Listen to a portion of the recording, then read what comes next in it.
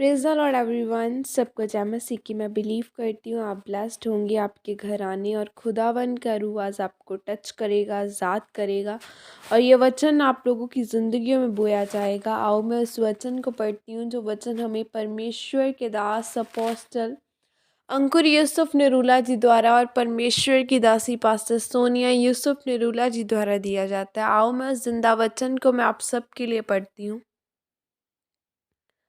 पश्चाताप करें और फल लाएं, जैसे कि पवित्र बाइबल मत्ती 4 की 17 आयत में लिखा है। उस समय से यीशु ने प्रचार करना और यह कहना आरंभ किया, मन फिराओ क्योंकि स्वर्ग का राज्य निकट आया है। आमीन।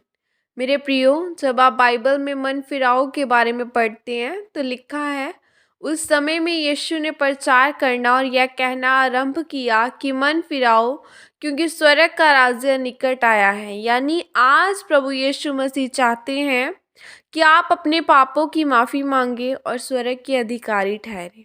जब आप पुराने नियम में निगरमन की पुस्तक में मन फिराओ शब्द को देखते हैं तो यूनानी भाषा में उस मन फिराओ का अर्थ नाकाम, यानी जिसका अर्थ है ठंडी सांस लेना। जैसे आपने कोई पाप किया और आपके अंदर से आपको लगा कि मैंने यह गलत किया है, आप उस पाप से शर्मिंदगी महसूस करते हैं और भविष्य में उस पाप को न दोहराते हुए छोड़ते हैं, तो उसे मन फिराव कहते हैं। और बाइबल में आप देखते हैं कि राजा सुलेमान के बेटे के राज्य के बाद बहुत से राजा जिन्होंने परमेश्वर के वचन के विरुद्ध जाकर कुकर्म किए और अन्य देवताओं की उपासना करके पाप किए, जिस कारण परमेश्वर ने उनके आशीषों और दायरों को कम कर दिया। लेकिन उन्हें कभी त्यागा नहीं था, क्योंकि परमेश्वर समय समय पर अपने दासों जैसे एलिया और एलीशा को भेजता था ताकि वह वो मन फिराव कर सकें। और बाइबल में लिखा है कि पाप की मजदूरी मौत है, जिसका मतलब है कि जब आप पाप करते हैं, व्यभिचार, नशा, निंदा और डा करते हैं, तो आपके जीवन में शर्मिंदगी आती है। इसलिए परमेश्वर ने कहा मन फिराओ ताकि आपका नाश ना होने पाए, बल्कि फलदार और विजय जीवन होने पाए, क्योंकि परमेश्वर आपको मुख्य ऊंचा स्थान देना चाहते हैं। नए नियम में यूहन्ना बपतिस्मा देने वाले ने मन फिराव के बारे में कहा है, जिसका अर्थ है मिटोनियो, यानी मलाल करना, पाप में पड़े हुए लोगों से में अलग सोचना जो पाप में हैं, गंदा सोचते हैं और गंदा देखते हैं, गलत फिल्में देखते हैं। तो यूहन्ना बपतिस्मा दाता ने कहा मलाल करो क्योंकि स्वर्ग का राज्य निकट है। मेरे प्रियो, जैसे आप नए नियम में उड़ाऊ पुत्र के बारे में पढ़ते हैं कि एक अमीर व्यक्ति का एक बेटा था जो अपने पिता से सारी संपत्ति को लेकर अलग होकर दूर देश में चला गया। याद रखें, परमेश्वर चाहते हैं कि आपका विनाश न हो, बल्कि आप परमेश्वर में बढ़ते ही जाएं। आज बहुत सारे लोग मन फिराव के लिए तैयार नहीं हैं। वह परमेश्वर की आज्ञाओं को मानना ही नहीं चाहते, वे बपतिस्मा ही नहीं लेते, जिसके कारण आज लोगों के जीवन में फलदार नहीं है।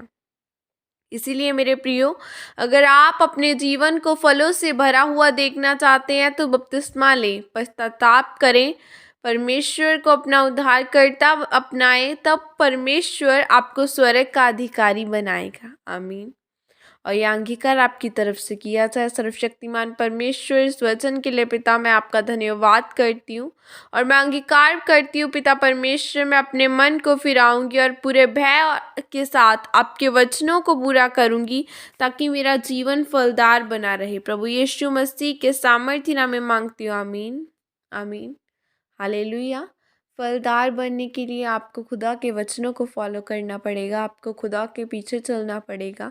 और जो खुदावन का वचन कहता है, सबसे पहले आपको प्रेम में, खुदावन के प्रेम में रहना होगा। और अगर आप, बाइबल में लिखा है कि तू सोने से पहले अपने पड़ोसी को माफ़ कर, ताकि मैं तुझे माफ़ कर सकूं। मैं तुझे तभी माफ़ करूंगा जब तू अपने जो जिसने तेरे विरुद्ध पाप किया तू उसे माफ़ करेगा। सो अपने विरोधियों को माफ़ करो।